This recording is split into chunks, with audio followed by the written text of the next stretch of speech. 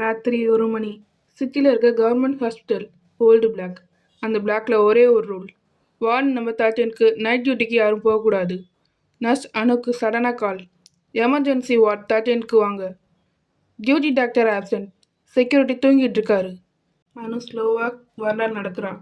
Light விட்டு விட்டு எரியுது. ஃப்ளோரில் வீல் சேர் சத்தம், ஆனால் யாரும் இல்லை. டோர் போர்டில் அழிந்த எழுத்து, வார்டு நம்பர் 13 க்ளோஸாக இருக்குது. டோர் ஓப்பன் ஆனதும் எல்லாமே சைலண்ட்டாக இருக்குது. பெட் எம்டியாக இருக்குது. Machine off. சடனாக ஹார்ட் மானிட்டர் ஆன் ஆகுது.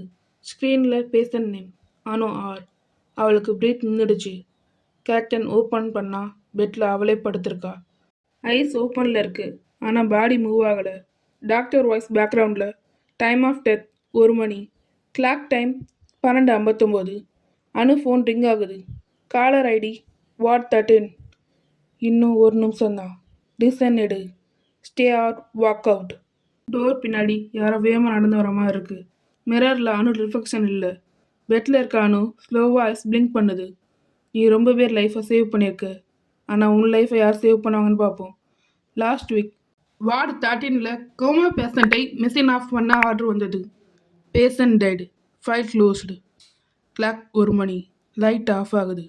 நெக்ஸ்ட் மார்னிங் ஹாஸ்பிட்டல் ஸ்டாஃப் சொல்கிறாங்க, வார்டு 13ல் இன்னொரு நர்ஸ் பாடி இருக்குது. அனு ஆர். பட் ரிசப்ஷனில் அனு ரிஜிஸ்டரில் சைன் பண்ணிவிட்டு டே ஷிஃப்ட்டுக்கு வந்திருக்கா.